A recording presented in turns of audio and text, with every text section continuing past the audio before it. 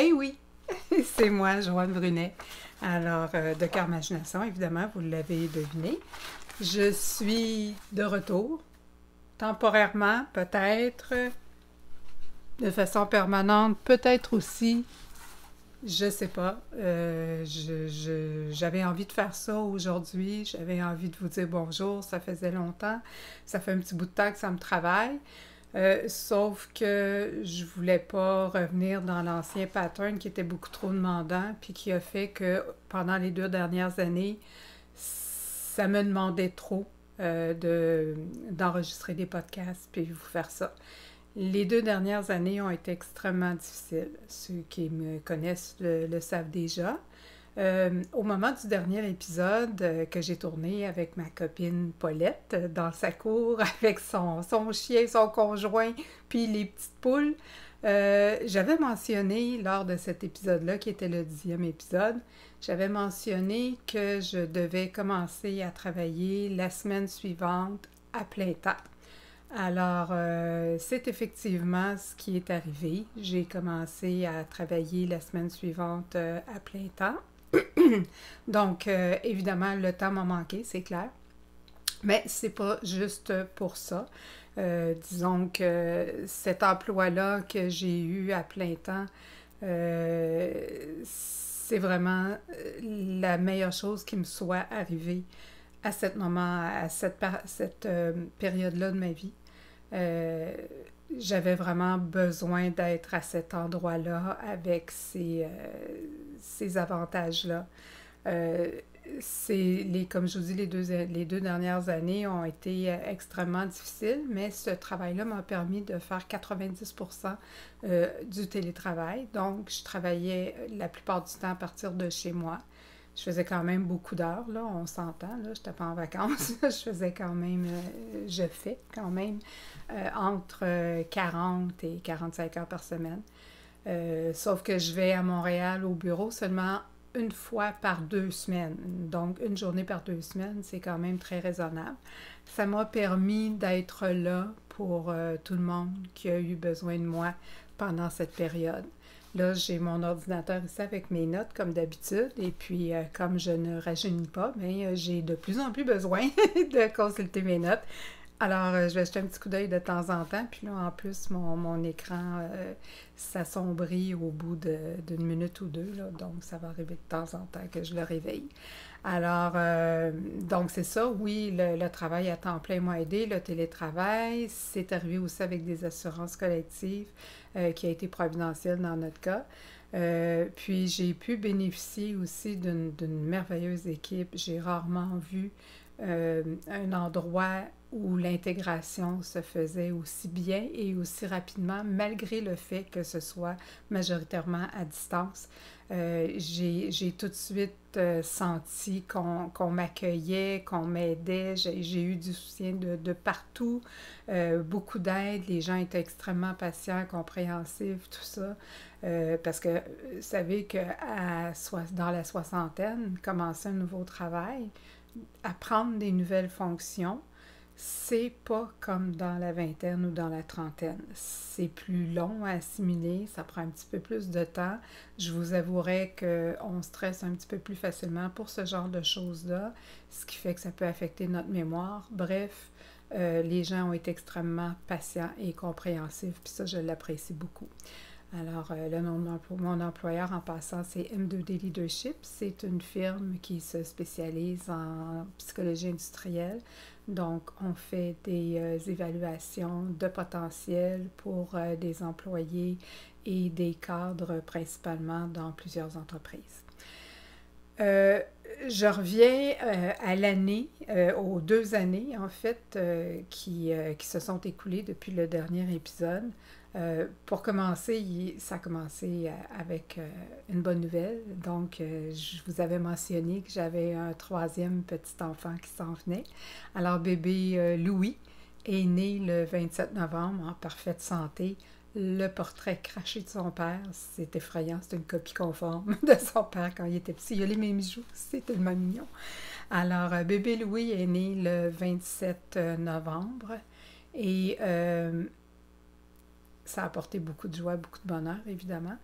3 semaines plus tard, par contre, son grand-père maternel est décédé. Il n'a pas eu l'occasion de le voir. Marie-Pierre devait aller lui montrer, puis finalement, il est décédé avant. Alors, ça a commencé comme ça, cette période de 2 ans-là, donc une naissance, un décès. Par la suite, là, les fêtes sont passées. Luc avait eu en 2018, je vous en avais parlé dans des podcasts précédents, avait eu un cancer de l'intestin grêle qui avait été découvert fortuitement lors d'une chirurgie à cause de la maladie de Crohn qu'il avait eue. Et il avait fait 6 mois de chimiothérapie intensive, quand même agressive même, et c'était fait surtout de façon préventive à ce moment-là parce que ils n'avaient pas vu le cancer au scan puis aux examens, tout ça. Alors, ils avaient confiance d'avoir enlevé la partie qui était cancéreuse parce que ils s'en sont rendus compte quand c'est revenu du labo. La partie qu'ils ont enlevée, ils l'ont envoyée pour des analyses. Et c'est là qu'ils ont su que c'était malin. Alors, on pensait que c'était réglé. Et puis il a commencé à travailler en mars 2021, mais il se sentait encore quand même pas mal affecté, fatigué, pas aussi solide mentalement et physiquement qu'il aurait voulu. Alors, il s'est trouvé un emploi qu'il jugeait comme plus relax, plus facile pour lui à gérer. Donc, il s'est trouvé un emploi en plomberie et électricité chez Canac, à la Prairie. Il a commencé en mars. Ça allait bien, il aimait ça, il était heureux là-dedans. Puis bon. En octobre 2021, il a commencé à avoir d'autres problèmes, des difficultés respiratoires notamment. Donc, il a été hospitalisé, ils ont fait plusieurs tests, tout ça. Et ils se sont rendus compte que c'était une rechute de son cancer, une récidive. Le cancer était revenu et on parlait d'un cancer de stade 4 avec métastase à la plèvre. Alors, ça ne s'opère pas. La plèvre, on ne peut pas l'enlever. C'est pas comme dire on va enlever un poumon, parce que la plèvre, c'est l'enveloppe des 2 poumons. Puis, on ne peut pas enlever ça. Donc, il fallait essayer de traiter autrement, qui était par chimiothérapie. Et on parlait de chimiothérapie palliative à ce moment-là. Donc, il y a eu beaucoup d'hospitalisations, ça n'a pas été facile. Alors, je reviens avec le fait que, heureusement, j'étais à la maison, je travaillais à partir de la maison. Donc, c'était facile pour moi de garder un œil sur lui, de m'occuper de lui, de voir à ses besoins, puis de continuer de gagner notre croûte parce qu'il ne pouvait pas travailler tellement, n'est-ce pas? Donc, il n'y avait pas beaucoup d'argent qui rentrait. Ça a continué comme ça pendant un bout de temps. Puis là, en même temps, j'avais mon vieux chien, mon vieux Balou, qui rajeunissait pas lui non plus. Balou était rendu à 13 ans. Et il avait de plus en plus de difficultés, il voyait plus bien, donc il fallait que je l'aide pour monter et descendre les escaliers. Même pour aller faire ses besoins dans la cour, il fallait que je l'aide aussi. Il y avait 3 marches. Alors, c'est toutes des petites choses qui ont fait que j'étais bien contente d'être à la maison pour pouvoir m'occuper de Balou. Puis évidemment, à 2 portes de chez nous, il y avait ma mère aussi. Donc, ma mère qui avait 85 ans à ce moment-là, qui était quand même assez autonome, mais qui éprouvait certaines difficultés à se déplacer. Donc, il fallait aller avec elle à ses rendez-vous chez le médecin, des choses comme ça, l'aider à faire ses commissions, différentes choses, là, l'aider avec certains travaux à la maison, avec des repas, tout ça. Alors, j'étais près de ma mère, ça allait bien, puis j'étais disponible aux besoins durant la journée aussi. Même si je travaillais, je pouvais prendre quelques minutes, aller voir, aller la dépanner, puis revenir à la maison. Alors, tout ça était parfait. À la fin février, j'ai dû faire euthanasier mon Balou. Il était comme plus capable de monter puis descendre les escaliers. Puis, c'est un chien de presque 100 livres. Là. Il n'était pas question que je le monte dans mes bras, que je le descende dans mes bras. Puis Balou, les chambres sont en haut. Il dormait sur le plancher de ma chambre. Il dormait dans notre chambre. Alors, puis c'est un chien qui était très dépendant affectivement. Il a fait une dépression, c'est pas compliqué. Là. Si j'avais pas été capable de le monter la nuit, là, il aurait été tellement malheureux, là, ça aurait été terrible. C'est le genre de chien que quand je sortais de la maison, il se couchait à côté de la porte puis il attendait que je revienne. Il faisait pas autre chose, il attendait sa maman. Alors, il était très dépendant. Donc, quand j'ai vu là, qu'il commençait à avoir trop de difficultés, il avait perdu beaucoup en qualité de vie, tout ça, puis il commençait à avoir des douleurs, il y avait plusieurs bosses aussi qui avaient sorti. On a pris la décision de le faire euthanasier. Ça s'est fait tout en douceur. La vétérinaire est venue chez moi. Donc, pas de stress de clinique, pas de stress d'hôpital vétérinaire parce qu'il faisait beaucoup d'anxiété par rapport à ça. Alors ça a été un coup dur en février parce que ça faisait quand même là, 12 ans que j'avais mon Balou puis qui passait 24 heures sur 24 avec moi. Alors ça a été quand même très, très, très difficile. Ensuite, l'été est arrivé, puis là, la condition de Luc s'est empirée. On a eu plusieurs hospitalisations qui ont été dues, qui étaient dues principalement à l'aggravation de sa maladie, mais aussi beaucoup à des effets indésirables de son traitement de chimiothérapie, comme par exemple des saignements de nez, des hémorragies en fait du nez. On a été obligé de le faire partir en ambulance au moins 3 fois à cause de ça. Donc, c'était assez intense. Il a dû avoir des transfusions. Fait que c'était pas juste un petit peu, là. Il saignait beaucoup. Alors, ça, c'est toutes des choses qui ont pris beaucoup de mon énergie puis de mon espace mental, vous comprendrez. Ensuite, il y a eu le Festival de la Petite Laine. C'est la première fois que je pouvais y aller. On avait loué une chambre avec Paulette. En fait, c'était une suite parce qu'il ne restait plus de chambre quand j'ai réservé. Qu'on a adoré, qui n'était pas hors de prix là, comparativement au prix des chambres. C'était à peine, je pense, une cinquantaine de dollars de plus par nuit. Ça valait vraiment la peine parce qu'on était super bien installés. Les copines sont venues avec nous. On a fait notre petit night à nous dans notre chambre. On a fait venir de la pizza. C'était vraiment très plaisant. Alors, on est allé à la Petite Laine. On s'est bien amusé. On est revenu une semaine plus tard. Luc a été hospitalisé à nouveau. Puis cette fois-ci, il n'est pas revenu à la maison. Donc, il est hospitalisé le 5 octobre. Il pensait de pouvoir le traiter. C'était suite à des problèmes, c'était des problèmes respiratoires principalement qu'il y avait, là, mais ça pouvait être aidé, puis théoriquement, il restait encore quelques mois, sauf que le 14 octobre, il y a eu un diagnostic de COVID. Il y avait de la COVID sur son étage, alors il a attrapé ça. Puis il est décédé le 20 octobre.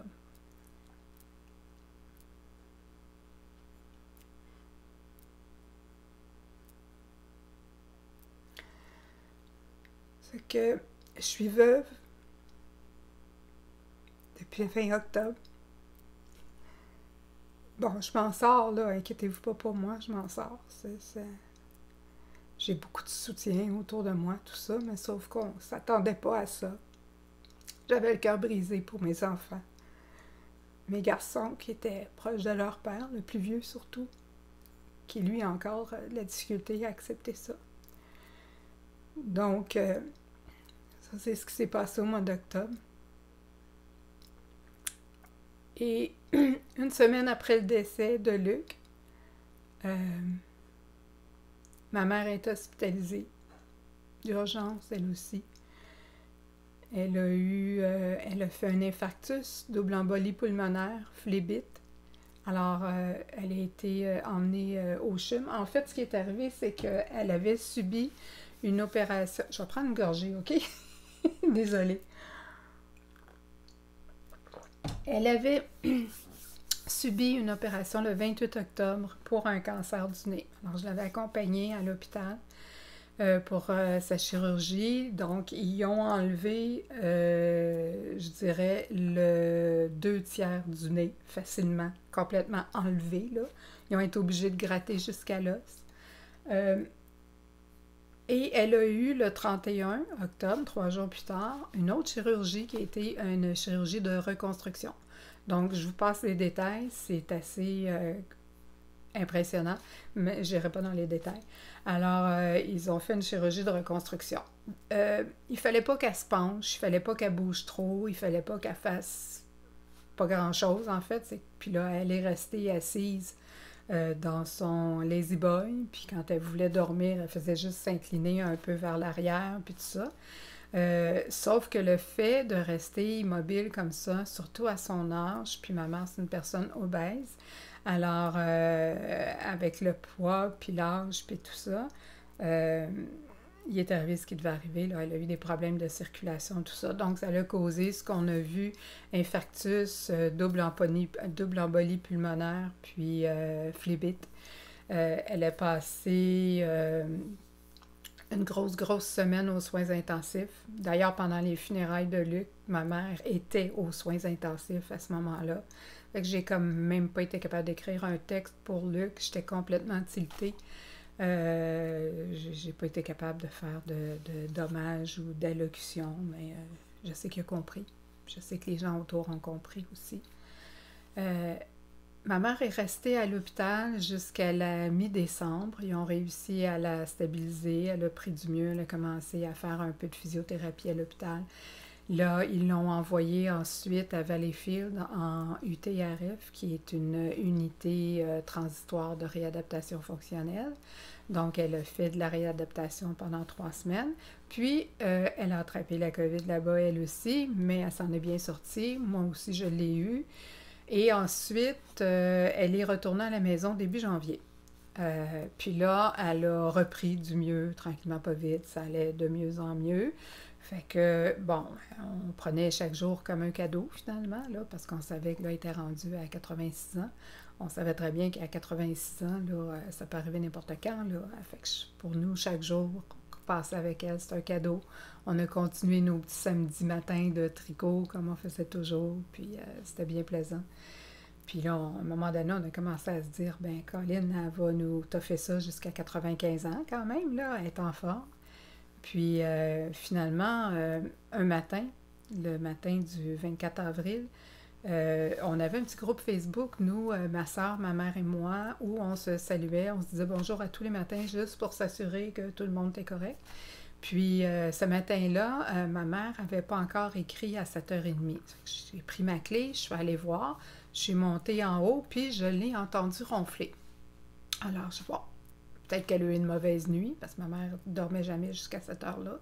J'ai dit, peut-être qu'elle a eu une mauvaise nuit, je vais la laisser dormir, je reviendrai plus tard. Fait que là, je suis retournée chez moi, j'ai commencé ma journée de travail, puis là, de fil en aiguille, ben là, à un moment donné, là, j'étais occupée dans mon affaire. Puis ma soeur m'envoie un message à 10h30 en me disant, Joanne, c'est vraiment pas normal, là. Puis là, j'ai réalisé quelle heure il était. J'ai dit, mon Dieu, c'est vrai. Fait que je suis retournée. Puis là, j'ai réalisé qu'elle était semi-comateuse. Alors, on a fait venir l'ambulance. Ils l'ont transportée. On voulait que ce soit au CHUM parce que c'est là qu'elle était suivie, mais finalement, ils l'ont envoyée à Anna-Laberge parce que c'était trop urgent.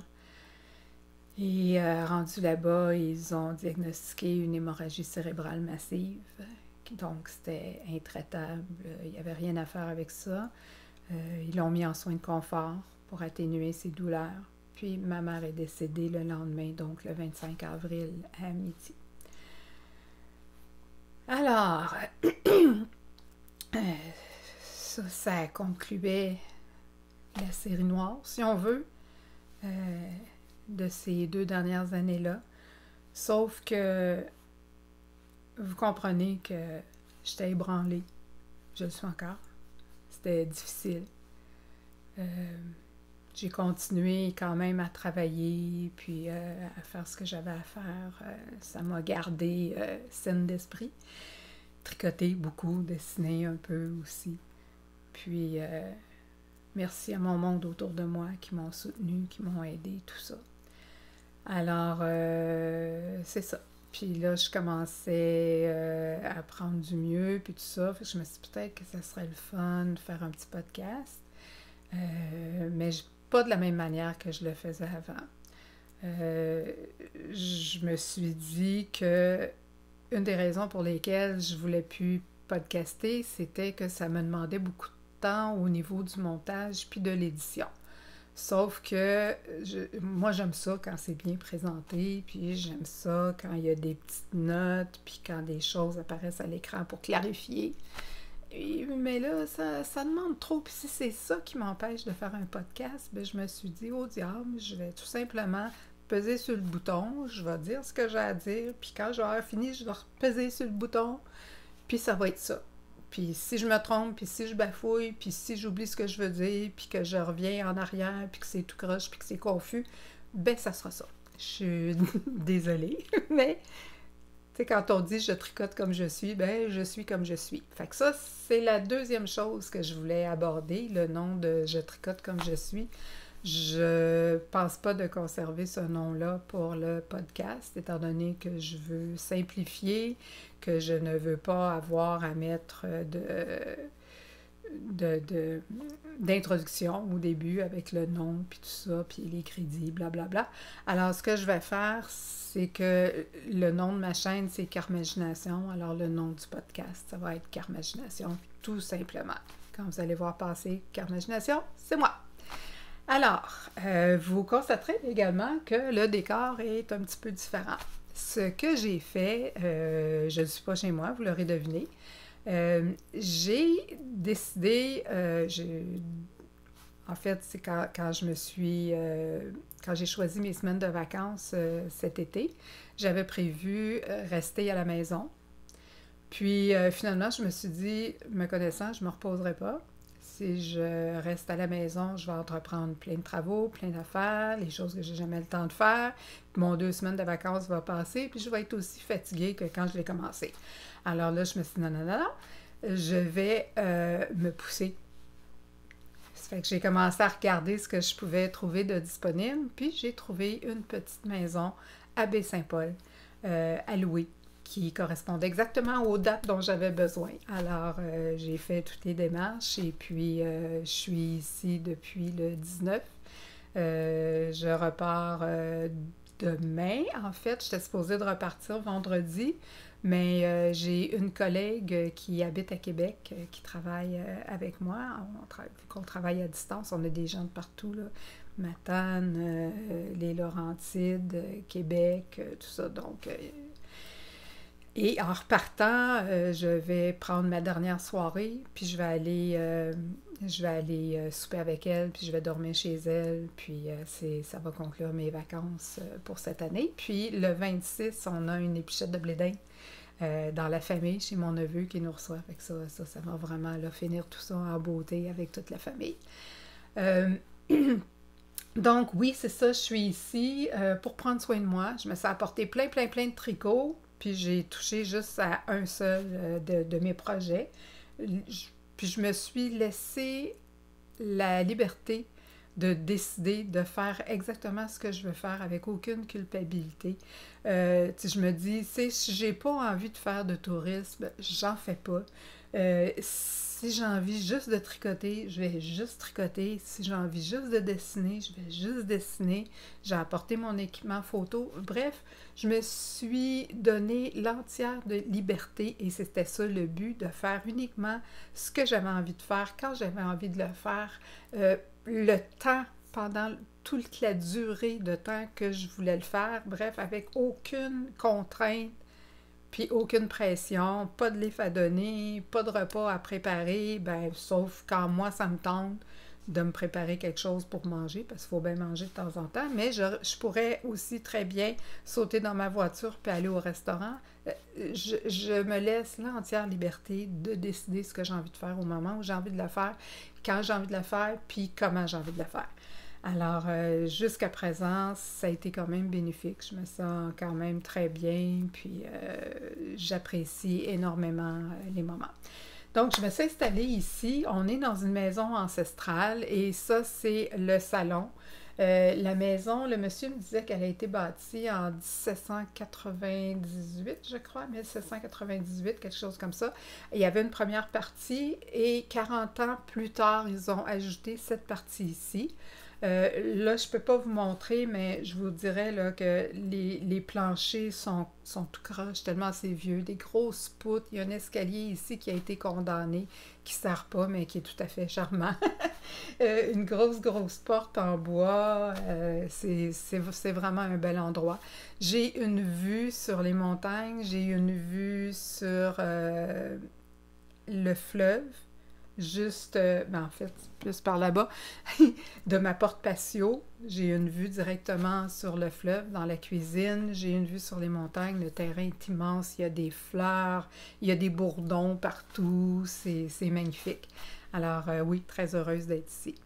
Donc, ceci dit, je pense avoir pas mal couvert ce dont je voulais vous parler puis résumer mes 2 dernières années. Là, je voulais pas vous faire pleurer, là. C'est juste que je voulais juste vous situer dans mon cheminement des 2 dernières années, là où j'étais, puis ça répond à plusieurs questions pour les gens qui se demandaient où j'étais passée puis pourquoi j'ai pas continué à podcaster. Alors, c'est la raison le quoi du pourquoi ou le pourquoi du quoi, là. Alors, donc, nouvelle formule de podcast, nouveau nom, simplifié. Vous pouvez me trouver toujours... Hey, ça fait quand même un bout de temps, là, puis j'ai rien dit, finalement. Vous pouvez toujours me trouver sous les mêmes noms. Alors, sur YouTube, sur Facebook, c'est Carmagination, Instagram.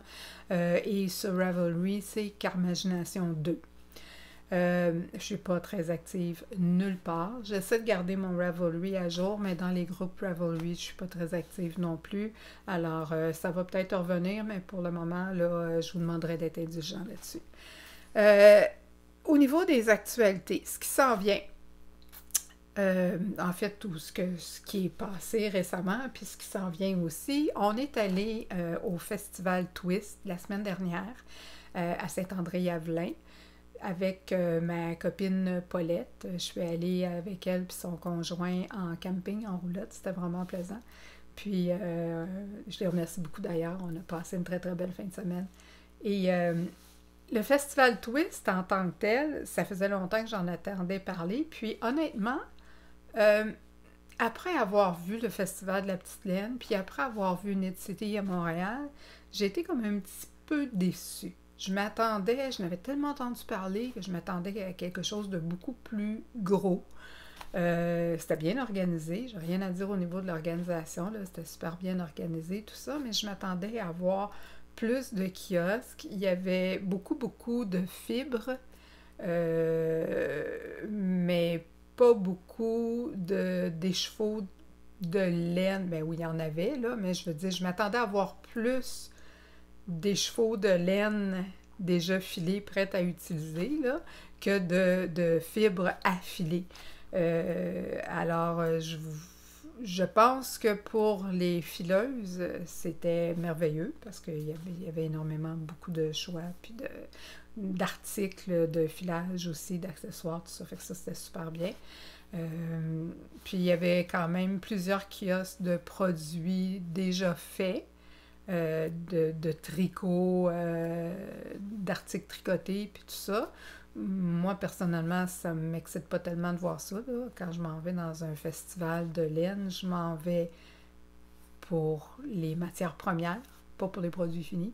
Ça, j'irais plutôt dans un salon des métiers d'art pour aller voir ça, mais pas dans un festival de laine. Je ne sais pas si vous êtes un petit peu comme moi là-dessus. En tout cas, reste que c'était quand même bien, puis j'ai quand même très, très apprécié ma fin de semaine. Est-ce que j'y retournerai? Pas sûr. Je suis pas certaine. Si j'ai des festivals à privilégier, je vais plutôt aller à Knit City. Puis l'année prochaine est à Toronto. J'irai peut-être plus à Toronto plutôt que d'aller au Festival Twist à Saint-André-Yavelin. Et garder évidemment le Festival de la Petite Laine qui est jusqu'à maintenant mon préféré. Alors, ça, c'est bientôt également, donc à la fin du mois de septembre. Notre chambre est déjà réservée d'ailleurs. En partant de là, l'année passée, on a demandé à réserver la même suite. Alors, Paulette vient, peut-être ma sœur cette année, on n'est pas certain encore, c'est à voir. Mais sur Paulette et moi, on va être dans la même suite que l'année passée. Alors, j'ai bien hâte de voir ça. Donc, ça, c'est les actualités. En ce qui concerne les achats que j'ai faits au Festival Twist ou ailleurs comme achat récent, je ne les ai pas avec moi parce qu'il y a une limite à ce qu'on peut apporter dans nos bagages, là, juste pour montrer dans un podcast. La seule chose que j'ai trouvée dans ma petite boîte d'accessoires, c'est des petits marqueurs que j'ai achetés au kiosque de Nat Picard. En fait, j'ai des petits embouts d'aiguilles pour protéger qui sont ces deux charmantes petites bêtes ici, qui sont des petits paresseux, sont tellement mignons. Alors, il y avait ça. Je ne sais pas si vous avez vu comme il faut, là, je vois strictement rien. J'ai ce petit marqueur mouton et un autre petit marqueur mouton, tout coloré. Alors voilà, ça ce sont les seuls achats que j'ai avec moi. Là, j'ai des aiguilles que j'ai achetées aussi chez Madame Tricotte et des pointes Chiaogu. Ben, je sens pas le besoin de vous montrer ça. Mettons, des pointes Chiaogu, c'est des pointes, hein? Il n'y a pas de rien de spécial là-dedans. Alors, ça, on commence avec les projets terminés. Donc, le premier, c'est celui que je porte actuellement. Là, je vais avoir énormément de difficultés à vous montrer le projet au complet parce que je peux à peine me lever. Je suis vraiment coincée, là, mais vraiment coincée. J'ai du stock tout le tour. Je vais essayer de vous montrer. Alors, ça s'appelle le Slanting Slip-On de Anne Wenzel. C'est juste une espèce de petite camisole dont le devant est comme le derrière. C'est pareil, il n'y a pas de short row dans le dos, ni rien de ça. Donc, c'est identique. C'est super confortable. J'aime bien de la façon dont il tombe. Je l'ai fait avec de la laine que j'avais achetée pour faire des couvertures de bébé. Ça, c'est une troisième couleur que j'avais achetée. J'ai fait 2 couvertures de bébé. Donc, ça, c'est un mélange de coton Merino Superwash 50-50. Et ça vient de chez Hobby. Le nom de la laine, c'est Mayflower Easy Care Cotton Merino. C'est de la DK. Et la couleur, c'est Dark Aquamarine, donc aigue marine foncée. J'ai tricoté ça avec des 4 mm. Et c'est la taille, j'ai fait la taille médium, puis je l'ai tout simplement allongé un petit peu.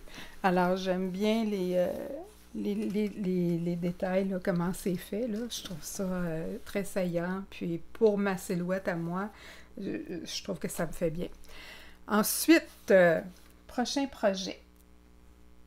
J'ai succombé. Puis j'ai fait le ranunculus. Mais t'as dit que j'en ferais pas de ça, parce que tout le monde a un ranunculus, puis finalement, j'ai décidé de m'en faire un. Puis devinez quoi? Ça se peut que ce soit pas le dernier. J'ai super aimé ça, faire ça. Alors, je l'ai fait avec de la laine Holstgarn que j'avais, de la Coast, qui est 55 mérino, 55% mérino, 45% coton. Et j'avais une laine couleur, attendez un petit peu, comment ils appellent ça?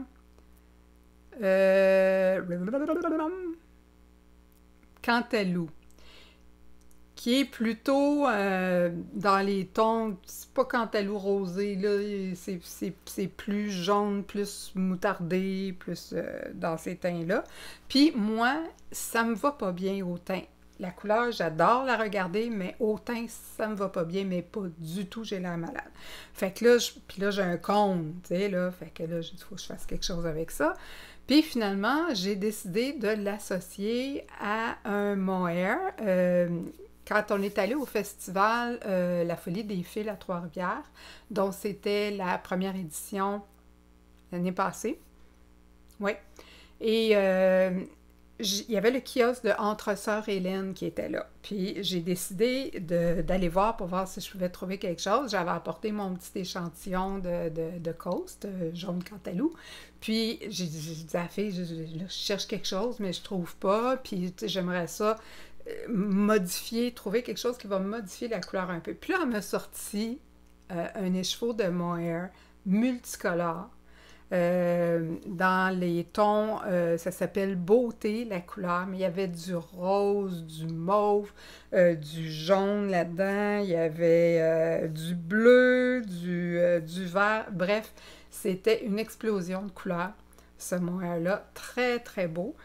Puis elle dit, si vous êtes audacieuse un petit peu, elle me connaît pas, oui, et elle dit ça pourrait être intéressant. Puis finalement, c'est ce que j'ai fait. Alors, j'en ai acheté 2 écheveaux et regardez-moi ça, ce que ça donne. Je vous l'approche pour que vous puissiez voir.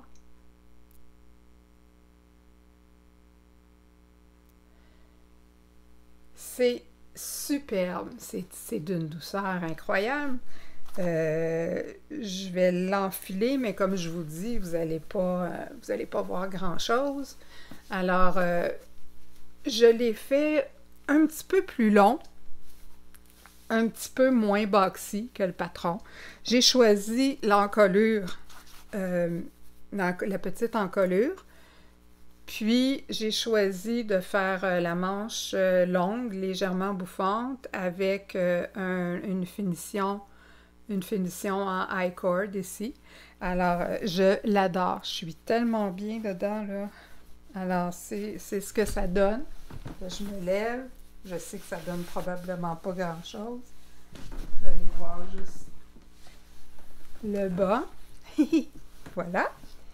Alors, la seule chose, j'ai pas à alterner mes écheveaux et j'aurais dû, parce que ça... Je sais pas si vous voyez ici, là, comment c'est zébré, là. Alors, ça me dérange pas tant que ça, mais ça aurait été plus beau si j'avais alterné mes écheveaux. Alors, la leçon a été retenue. Si jamais j'en refais un autre dans le même genre, ben, là, je le ferai différemment. Alors, ça, c'était pour mon ranunculus. Ben, tiens, je vais le déposer ici. Là, j'ai comme pas de place pour mettre mes affaires. OK. Petite gorgée de café. Non, mais à date, ça va bien. Je me suis pas mêlée. J'ai pas bafouillé, ben pas tant. Puis, j'ai pas eu de blanc. Tu sais, là, tu sais que c'est comme quand t'arrêtes, tu dis, tu sais, je suis après dire, donc, puis là, t'essayes de couvrir le silence parce que t'as l'air fou un peu. Ça m'est pas arrivé encore. On va croiser les doigts, toucher du bois. Voilà. Alors, un autre projet que j'ai complété, là, je vous montre pas tous mes projets complétés. Vous comprendrez que j'en ai fait quand même beaucoup, là, en 2 ans, que je vais vous montrer au fil des épisodes prochains. Là, ce que j'ai fait, tout simplement, c'est que je vous montre ceux que j'ai apportés avec moi dans ma valise pour mettre pendant ma semaine de vacances. Alors, comme chandail plus chaud, parce que les soirées commencent à être fraîches ici. Puis même les fins d'après-midi aussi. Hier, c'était pas chaud. J'ai fait le Morning Ritual de Andrea Mori. Et je l'ai fait en Super Soft, que j'ai tenu double, la Super Soft de Holzgarn, que j'ai tenu double. Puis j'étais un petit peu déçue. Ben, elle n'est pas ça, elle n'est pas douce. Elle est pas douce, la Super Soft, mais pas du tout. Elle est quand même rugueuse. Elle est un petit peu piquante. Mais moi, ça me dérange pas. Si j'ai à la tricoter, par exemple, je vais peut-être ajouter du mohair, parce que là, j'ai comme 2 cônes là, qui me restent. Fait que j'ai de quoi me faire pas mal d'autres chandails. Puis je me suis trouvé un mohair exactement de la même couleur. Fait qu'éventuellement, je me ferai autre chose avec ça. Alors, donc le Morning Rituals avec la Hose Garn Super Soft qui est 50% Mérino, 50% Shetland. La couleur, c'est Espace, Space. Alors, je l'ai faite avec des 6... Non, c'est pas vrai. Des 4,5 mm. Puis, j'ai fait la grandeur large avec à peu près 6 à 8 pouces d'aisance. Alors, ça me donne ça ici. C'est un chandail qui a beaucoup de travail de côte, qui a des poches en avant également. Alors, on commence par le bas, on monte. Et d'ailleurs, quand je suis arrivée à faire les poches ici, j'ai mis un fil de survie en me disant, ben, tu sais, si je me trompe, des frais là. Puis, sauf que quand je suis repartie, j'avais mis mon fil de survie ici. Puis, quand je suis repartie, je me suis trompée dans mon pattern. Je m'en suis rendu compte comme 5 crans plus haut, tu sais, là. J'ai fait une torsade, donc j'ai torsadé à la hauteur de mon fil de survie. J'ai torsadé là où il fallait pas. Alors, j'avais comme une torsade de trop. Alors là, vu que j'étais rendue comme beaucoup plus haut, puis tout ça, je me suis dit, je vais essayer de l'arranger autrement. Ça fait que j'ai rebrodé des mailles par-dessus. Puis, ça paraît un petit peu, mais je pense qu'il faut le savoir. Ça fait que j'ai décidé de le garder comme ça. Puis, si je le dis pas, il n'y a personne qui s'en rend compte. Donc, c'est ça. J'aime beaucoup cette couleur-là pour moi. Je trouve que ça me va quand même très bien et j'ai beaucoup aimé le motif. La seule chose que je reproche au patron et tous ceux que je connais qui ont fait ce modèle-là ont eu de la difficulté avec le col parce qu'on n'arrive pas à obtenir le même effet que sur le patron. Sur le patron, elle a comme son col est comme lâche. Il est comme large. Ici, c'est plus comme un col montant, mais un petit peu ajusté. Alors, il faut vraiment augmenter la grosseur des aiguilles rendues en haut, puis tout ça, il faut essayer de le fudger un petit peu parce que ça donne pas... Je ne sais pas comment qu'elle s'y est pris, là, pour que ça donne cet effet-là avec les mêmes aiguilles selon ce qu'elle fait dans le patron. Puis si on regarde aussi dans les projets complétés, de sa page pour ce patron-là, il y a très peu de gens qui ont la même aisance au col. Là. Tout le monde a des cols un petit peu plus serrés. Alors, tenez-vous là pour dire, si vous décidez de faire ce modèle-là, il va falloir que vous trouviez une façon de décaler le col, pas de décaler, mais de faire le col un petit peu plus grand pour avoir l'effet qu'elle a sur son... un petit peu, je vais mettre ça en dessous ici, sur sa page de patron. Si c'est ça que vous voulez, parce que si vous voulez un col montant serré, c'est très beau aussi, là. Si le col est replié. Alors, mais là, 1, 2, 3, ah oui, il m'en manque un. Ça sera pas long. Il faut que j'aille chercher ça ici. Ouf! Ça, c'est un gros morceau. OK, ça faisait longtemps que je voulais avoir une veste, un cardigan. Mais je voulais avoir un gros cardigan, là, pour aller marcher, quelque chose de chaud, de lourd, quelque chose de long, d'enveloppant. Je voulais avoir une grosse affaire, tu sais, comme une grosse doudoune, là. Puis je le voulais en laine rude, là. Je voulais vraiment, là, une laine rustique pour faire ça. J'ai trouvé. J'ai j'ai acheté de la laine chez Filature Le Mieux. J'ai acheté la tricolaine qui est 100% laine non traitée. Puis ça, c'est de la 3 brins que j'ai pris, donc c'est de la bulky. Mais c'est de la bulky plus, là, tu sais, bulky, là, tu sais, parce que finalement, elle est plus grosse que la bulky qui recommandait dans le patron. Alors, ça a été toute une aventure. En tout cas, j'ai choisi cette laine-là, puis ça a bien tombé parce qu'elle était en spécial dans leur section de liquidation.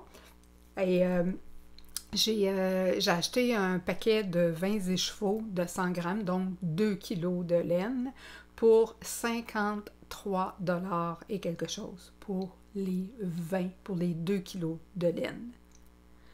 Avec les taxes et la livraison, ça m'est revenu à 85, je pense, là, tout compris. Alors, 85 $ de laine, 100% laine. Ça, c'est 80... C'est ça, 80-20? Attends, juste pour être sûr, là. Ouais, c'est 80-20, donc 80 laine, 20% nylon. Puis il m'en reste là, pour faire quasiment un autre comme ça. J'étais pas mal contente de mon coup. Puis donc j'ai fait le boyfriend jacket. OK, ça c'était compliqué parce que j'ai cherché. Puis finalement, je suis venue à bout de trouver un patron qui convenait pas mal à tous mes critères pour ce que je voulais. Je voulais des poches, je voulais quelque chose de grand, je voulais... Bon. Puis, je voulais pas trop ornementer, mais je voulais quand même que ce soit pas trop plein non plus. Je voulais pas que ce soit en point mousse. J'étais un petit peu allergique au point mousse. Donc, j'avais quand même plusieurs critères. Puis, je suis tombée sur ce patron-là. Et là, j'étais contente. Là, je regarde ça. Oh yes, je vais le commander. Et il est plus disponible. OK. C'est un patron de Patterns. Ça fait que là, puis c'est Patterns Australie. Alors là, j'ai décidé d'aller voir sur Etsy des fois, on ne sait jamais, et je l'ai trouvé. Parce que il était juste en version imprimée. Il n'a jamais été distribué en version numérique. Et c'était plus disponible en version imprimée non plus, là, c'était épuisé complètement. Alors... je me suis dit que peut-être quelqu'un l'aurait sur Etsy. Effectivement, je l'ai trouvé à 2 endroits. Il y a une place qui demandait 20 $ pour le fascicule. Il y avait 13 patrons dedans. Et autant, je pense que c'était 20-22 $ de shipping. C'est 42 $ pour un patron. Ouf! US! Alors, j'ai continué de chercher. Puis, le deuxième que j'ai trouvé, lui, était 8 $. Le fascicule, même chose, 13 patrons, même chose, 22 $ de shipping US. Fait qu'en gros, ça me revenait à 30 $ US au lieu de 40 $ US. Bon, c'est sûr que c'est cher, puis surtout quand j'ai regardé c'était quoi les 12 autres patrons, il n'y en a pas un qui m'intéressait là-dedans. Je me suis dit, ouais, ça fait comme 30$ pour un patron, c'est un petit peu cher. Mais j'ai tellement sauvé sur la laine que je me dis, bon, ben, au diable, je l'achète. Fait que je l'ai commandé, je l'ai reçu, puis, ah oui, puis la première place, de toute façon, il ne livrait pas au Canada, il ne shippait pas au Canada. Fait que là, cette place-là, la deuxième, elle avait marqué ça aussi, mais j'ai écrit, puis elle m'a dit, non, elle dit, j'ai oublié de changer, elle dit, oui, je vais l'expédier au Canada. Fait que j'étais super contente. Donc, j'ai commencé ça, puis c'est tout la côte anglaise, la demi-côte anglaise, c'est Half Fisherman Rib. Regardons ça, il m'est resté un petit... 2, 3, j'ai oublié d'enlever mes marque-mailles, mes marqueurs d'arrache, tout. OK. Donc, c'est tout en Half Fisherman Rib. Le montage ici, aux épaules, c'est comme une espèce de montage raglan. Fait qu'on fait un devant, on fait l'autre devant, on fait le dos, on fait les manches, on fait tous les morceaux séparés, puis après ça, on vient joindre le devant, la manche, l'autre bande ici, puis là derrière. On fait la même chose de l'autre côté. Puis après ça, on installe le col. Quand il est venu le temps de mettre le col, j'ai eu un petit peu de difficulté sur le coup, parce que je l'ai parti du mauvais endroit, fait qu'il était comme tout croche. Puis là, je comprenais pas pourquoi. Je dis, voyons donc, il est donc mal fait, ce patron-là. C'était pas le patron, c'était moi, évidemment. Donc, je vais vous le mettre. Le col, il est un petit peu grand, parce que je pense que ma laine, elle est pas adéquate pour ce type de patron-là. Elle est trop lourde, trop dense pour ce patron-là, mais je suis quand même contente. Mais c'est ça. Donc, j'aime ici, là, il a tendance à pocher ici un petit peu.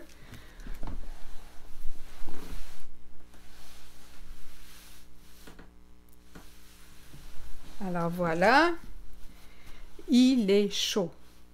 Il est confortable, c'est exactement ce que je voulais, c'est enveloppant, c'est une doudou. Je tourne les manches parce que ça étire avec le poids, mais c'est bien correct aussi, ça me dérange pas du tout. Les boutons, les boutons, j'ai pris des boutons que j'avais à la maison en attendant de trouver des boutons qui faisaient mon affaire, puis pour m'assurer, j'ai mis un autre petit bouton en arrière pour que ce soit plus stable, là, pour les stabiliser. Alors, ça, c'est ce que j'ai. C'est ça, mes boutons sont un tantinet trop petits. Il faudrait que je resserre. Excusez-moi, hein, je m'approche du micro, puis je pense pas. Puis là, je parle fort.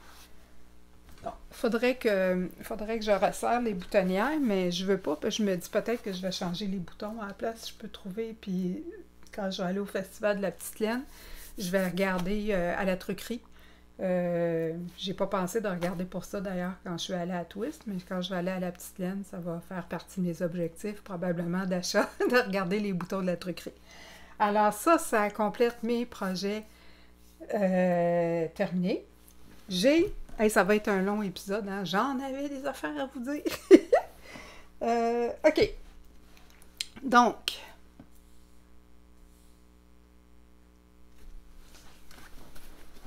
premier en cours. On va aller avec le plus vieux. Le plus vieux. On va y aller avec celui-là à la place. Mon plus vieux, c'est le Sunday Tea de Petite Knit. Que j'ai commencé, mon Dieu, ça fait longtemps, ça. Ça fait 1 an et demi au moins que j'ai commencé celui-là.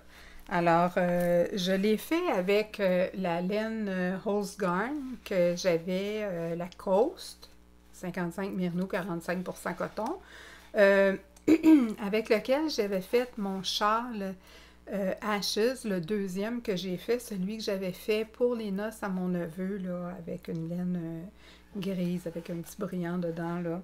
Alors, j'avais une robe qui était pas mal la même couleur que ça, puis je m'étais fait le châle pour aller avec. Alors, comme vous pouvez le constater, il en restait beaucoup, beaucoup, beaucoup. Alors, là, j'ai décidé de me faire un chandail avec le reste. Et donc, c'est le Sunday Tea de Petite Knit. Il m'en reste pas gros à faire, là. Comme vous pouvez voir, là, j'achève. C'est juste qu'il faut que je me décide. Mais ça, c'est mon tricot de salle d'attente. C'est juste qu'il prend de la place un peu, mettre dans sa coche, là. Mais avec le cône attaché, tu sais. Mais remarque que ça pourrait faire une arme défensive aussi. Si jamais je me fais attaquer, tu donnes un coup de sacoche, t'es bien correct. C'est ça. Il me reste juste pas long à faire avant de commencer les côtes, là, puis ça devrait être fini. J'adore l'effet que ça donne. En haut, c'est squishy. Je pense qu'il va être quand même très confortable. Je l'ai fait avec une bonne aisance positive. Ça ne me tentait pas d'avoir quelque chose de trop serré. Puis vu que le haut, c'est des côtes, bien le haut risquait pas d'être trop grand parce que, tu sais, ça des côtes, veut pas, c'est un petit peu plus moulant, là. Donc, je me suis permis d'y aller avec... La seule chose qui risque d'arriver, puis ça, il va falloir que je l'arrange au blocage, c'est que ça gondole ici. Mais ça va s'arranger au blocage. Alors, donc, Je le fais avec des aiguilles 3000 mètres. J'ai utilisé les aiguilles Senna, ici, que ma mère m'avait achetées. D'ailleurs, j'en ai trouvé toute une autre série dans ces affaires-là, des plus grosses que moi, j'avais pas, là. Fait que j'ai hérité de beaucoup d'aiguilles à tricoter, de sacs à projet, de toutes sortes d'affaires, puis d'un petit peu de laine aussi. Un petit peu. Alors, donc, ça, c'était pour le Sunday Tea, que j'ai bien hâte de terminer. Fait que, celui-là, je vais le mettre ici. Deuxième projet. Attends un petit peu. 1, 2, 3, 4. OK. Deuxième projet.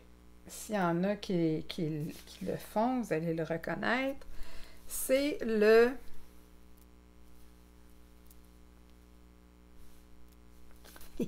devant ici. C'est le Shiftigan, le cardigan de Andrea Mori, qui est dans sa lignée des Shifty et compagnie.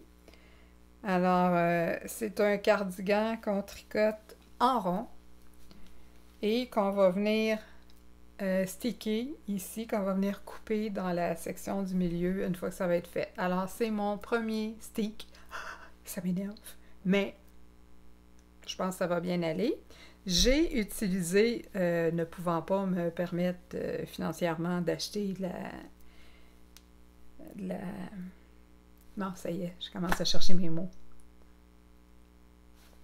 Tu sais, là, la laine chère, là. En tout cas, ça va revenir, je vous le dirai tantôt. Je ne pouvais pas me permettre ça. La Spin Cycle, tabarouette, hein? Me voilà. OK, donc, je ne pouvais pas me permettre la Spin Cycle.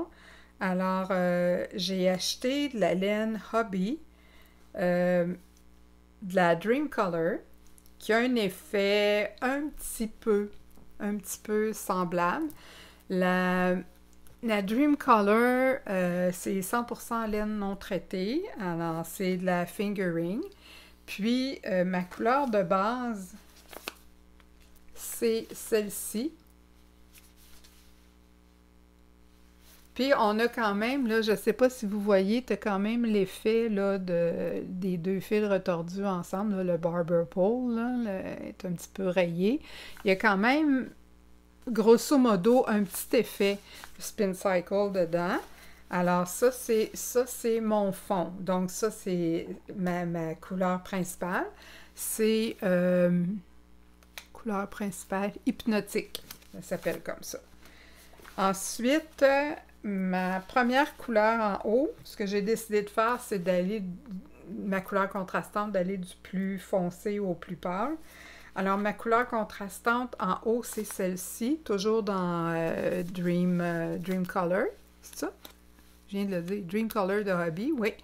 Celle-là, c'est Crisp Autumn, donc automne croustillant. Non, c'est pas ça. Automne vif.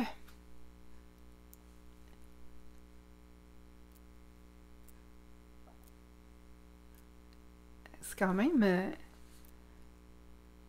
une belle couleur. Puis le dégradé est quand même assez long. Fait que c'est pas si mal. Ma troisième couleur, mais en fait, c'est ma deuxième contrastante. Là, je suis rendue là-dedans, là, avec ma deuxième contrastante. Je viens de commencer mon premier rang là, de ma deuxième contrastante. Et ça, c'est la Golden Glow, donc l'hiver doré.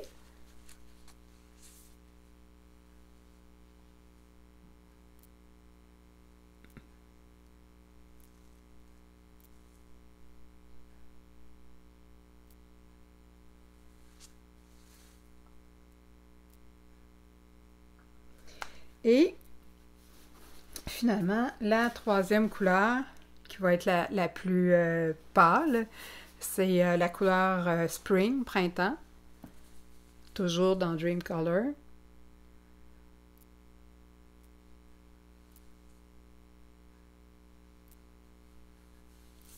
J'ai aucune idée si vous voyez bien ou pas. Je suis vraiment désolée si tout est embrouillé, là. Vraiment. Alors voilà, ça c'était mon... c'est tellement doux, là.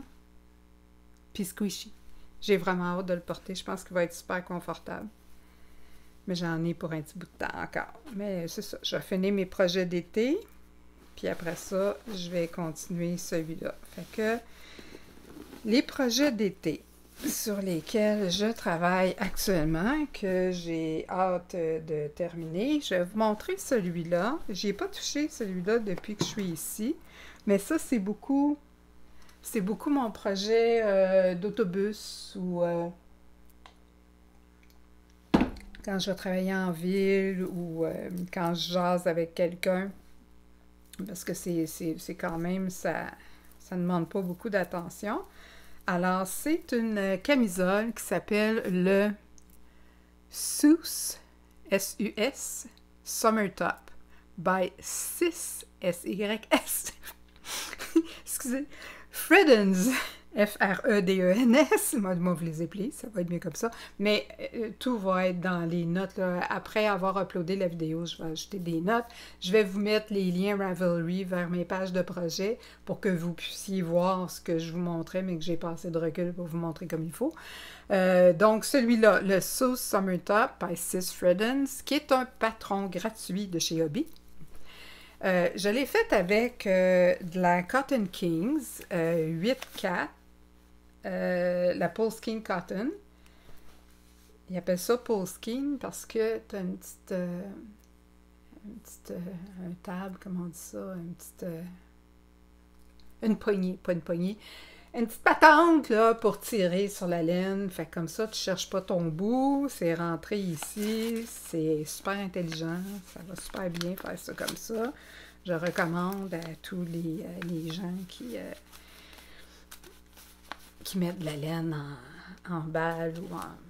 C'est ça. Donc, la couleur, c'est light pink, rose pâle. C'est un rose qui est un petit peu corail, à mon avis, là. Légèrement corail. C'est un corail rosé ou un rose coraillé. C'est de la fingering aussi.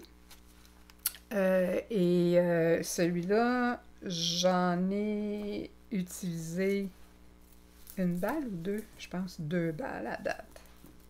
Ouais.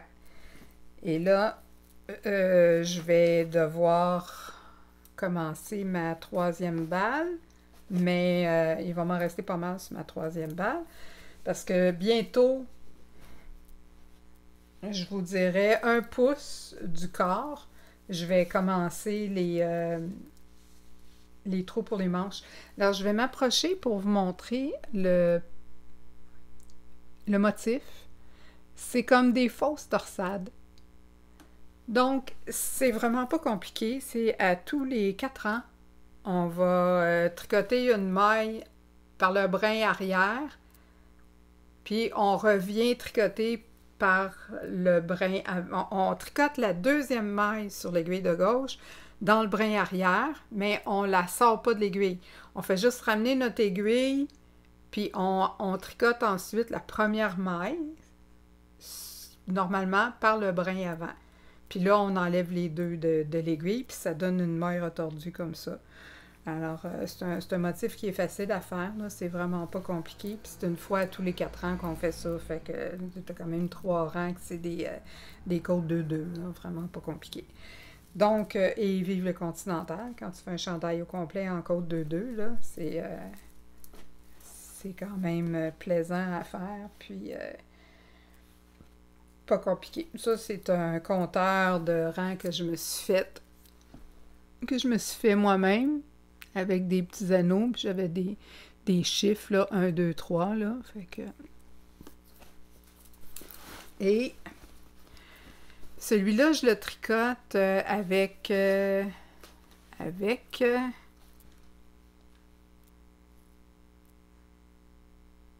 3 mm. Tabarouette, j'ai été capable de voir ça, moi.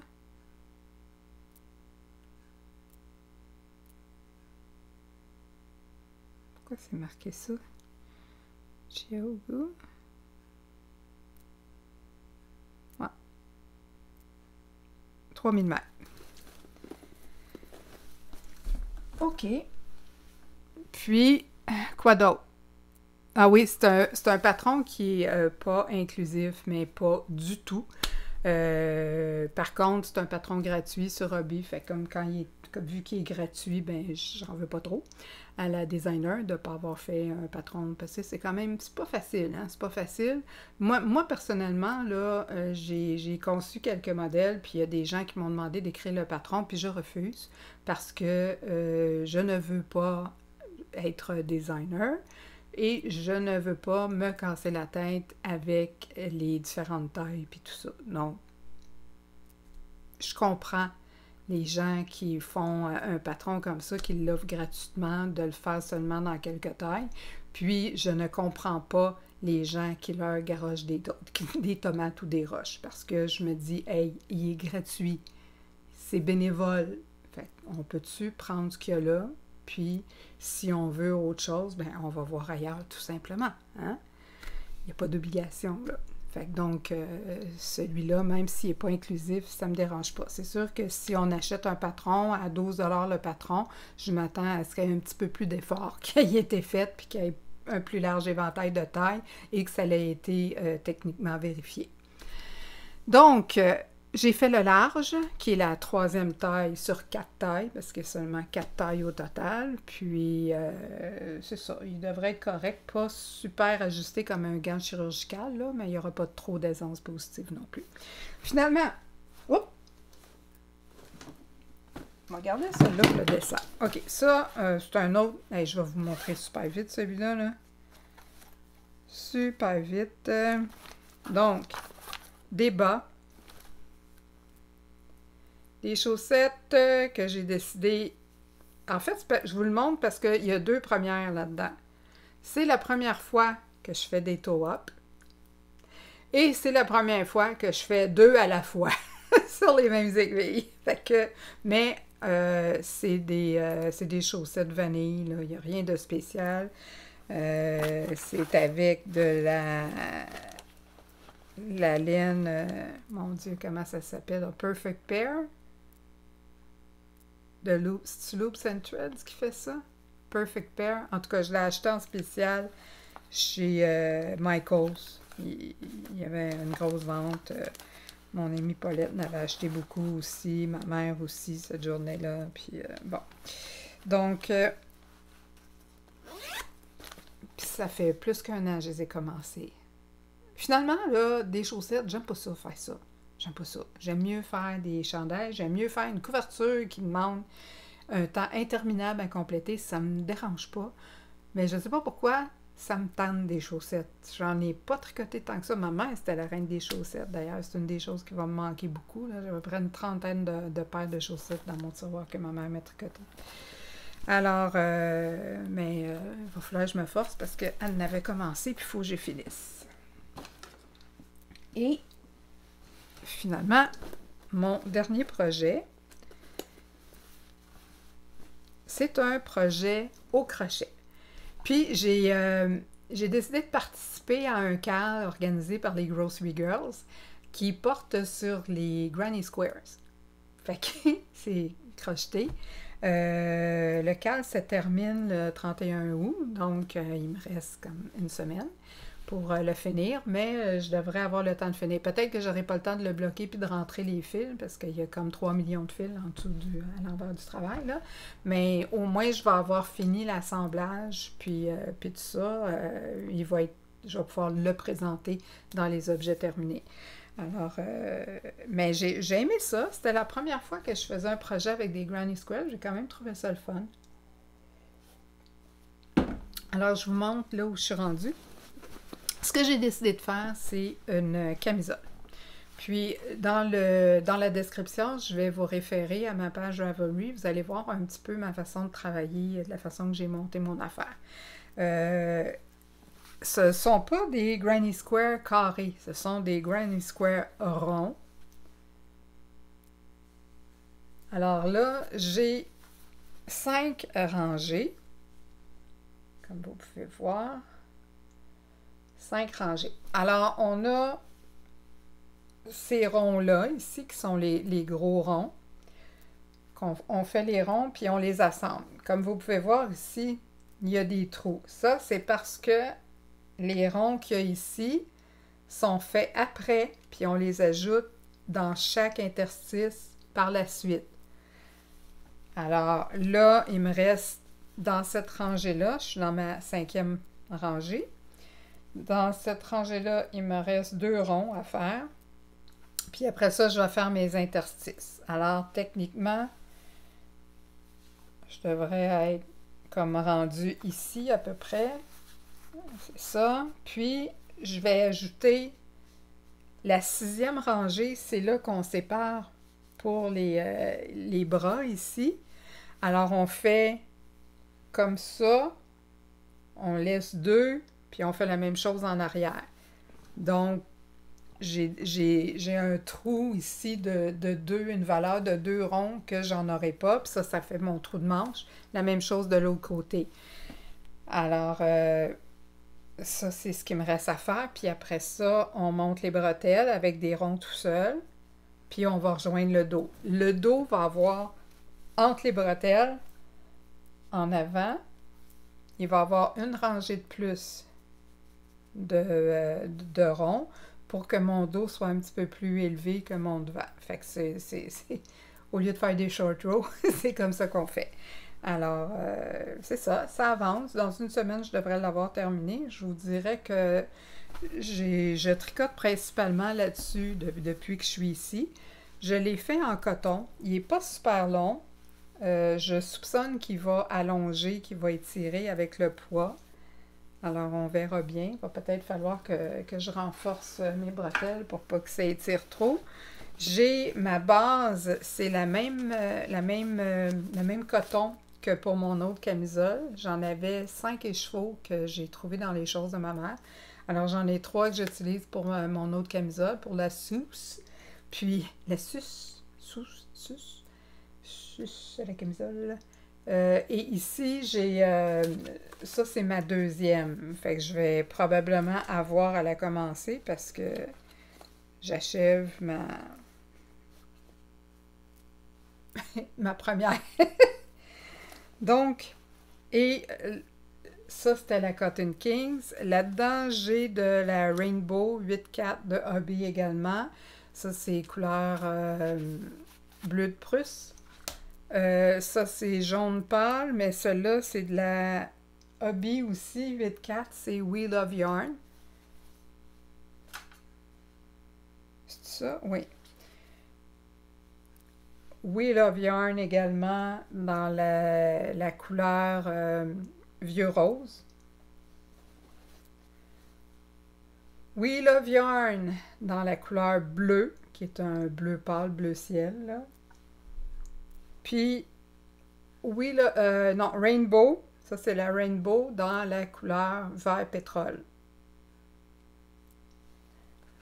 Alors, ce sont toutes les couleurs qui composent ma petite camisole. Okay. Ça, c'est travaillé avec un crochet. J'ai un 3 points. L'as-tu marqué? Je suis supposée avoir marqué. Bonbon, ok. Ah oui, le patron. Je vais vous parler du patron. Le patron s'appelle Bonbon Inside Out Circle Stop. Donc, le top à rond sans dessous, non, à l'envers, inversé, whatever. Bonbon. C'est des petits, comme des pastilles, là, si on veut. C'est un patron gratuit également. C'est un patron de Lion Brand. Puis, le patron, il fonctionne avec une espèce de charte pour montrer au niveau de l'assemblage. C'est vraiment pas compliqué. Là. Il y a quand même plusieurs grandeurs. Fait que c'est quand même pas compliqué.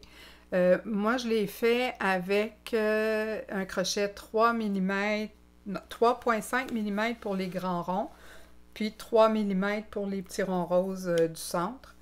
Et ben, c'est tout.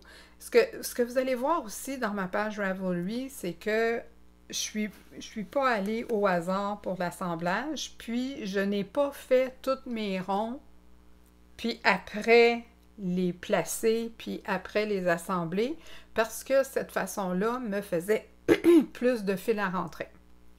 Alors, ce que j'ai décidé de faire, c'est de me faire... J'ai fait un rond de chaque couleur, de chaque combinaison de couleurs que je voulais, fait que j'en ai 6. J'ai 7 dans une rangée, j'ai 7 ronds, puis 7 ronds en arrière. Ma combinaison de couleurs, j'ai 6 combinaisons par rangée. Donc, il y a toujours une couleur qui revient 2 fois dans la même rangée. Ça fait que j'ai fait mes 6, j'ai fait une photo de chaque que j'ai recadré très, très, très serré pour garder juste le rond. Puis, je me suis fait une grille, puis je les ai placés selon le motif, selon le nombre de ronds que ça prenait là, pour mon patron. Puis là, je les ai déplacés jusqu'à temps que visuellement je sois satisfaite avec l'effet de couleur que ça donne. Puis ça m'a fait un guide justement là, pour pouvoir suivre mes couleurs. Fait que ça travaille très bien comme ça. J'ai juste à suivre, puis je me casse plus la tête avec ça. Alors, ça, ben ça conclut. Hey! Ça conclut ce dont j'avais à vous parler aujourd'hui. J'ai pas mal tout mentionné. Dans ce que j'écoute, c'est sûr qu'il y a plein de podcasts, tout ça, que j'écoute. J'écoute beaucoup des petits épisodes aussi sur les mini-maisons. C'est un de mes intérêts depuis environ 2 ans. C'est quelque chose qui me chicote beaucoup. J'ai envie de désencombrer ma maison. J'ai envie de me départir d'un paquet de stock superflu, de simplifier énormément ma vie. Puis je me rends compte que j'ai tellement pas besoin du 3/4 de ce que j'ai. Donc j'aimerais ça réduire beaucoup et réduire aussi la surface de mon habitation, ma prochaine habitation. Alors, je m'intéresse à tout ce qui s'appelle mini-maison, puis tout ça, minimalisme, mini-maison.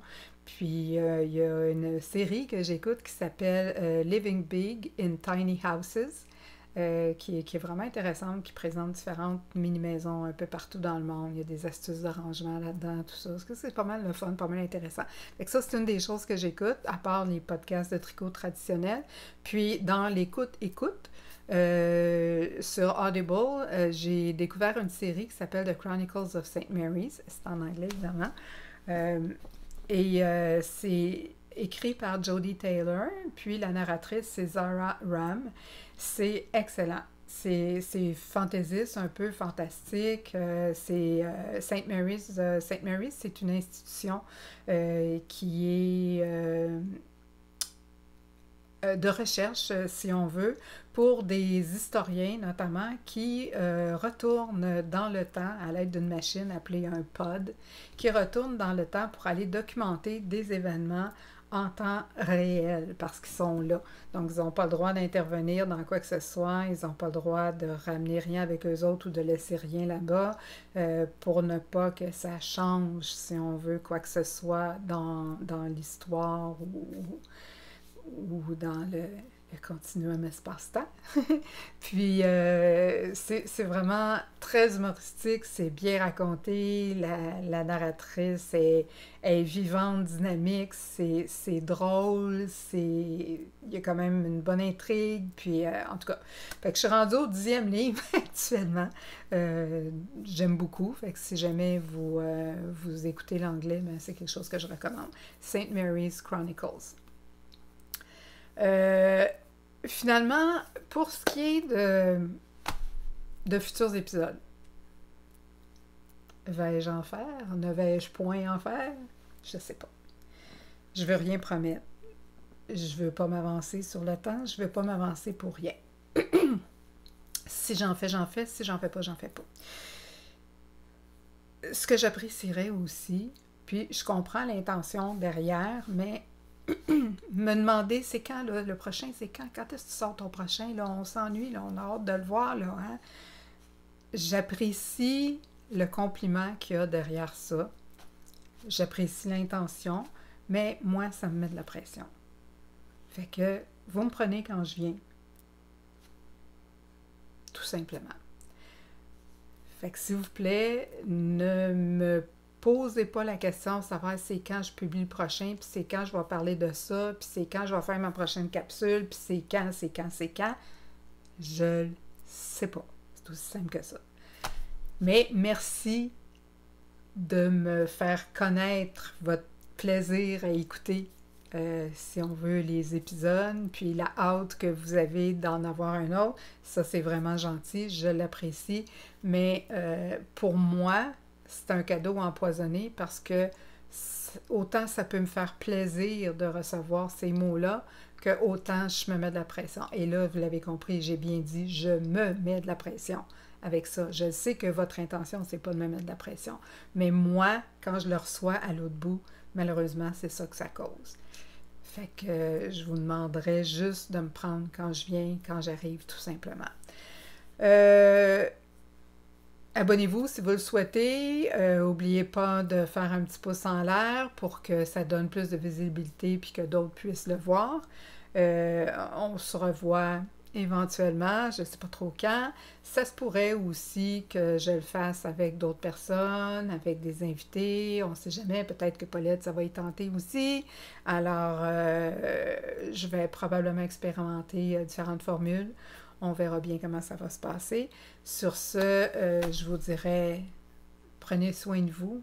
Il n'y a rien ni personne de plus important dans votre vie que vous-même. Vous ne pourrez pas prendre soin de personne puis aider personne si vous ne prenez pas soin de vous-même en partant. Et c'est exactement ce que je suis en train de faire à l'heure actuelle, puis ça me fait un bien énorme. Donc, je vous souhaite d'être capable de dire, mettre vos limites, puis d'être capable de dire non aux besoins à certaines choses pour être capable d'en arriver à prendre le meilleur soin de vous possible pour avoir la meilleure santé mentale possible qui va vous permettre de continuer d'être productif, puis de mieux apprécier les choses qui vous arrivent. Alors sur ce, je vous dis merci beaucoup de m'avoir écouté, puis on se revoit éventuellement.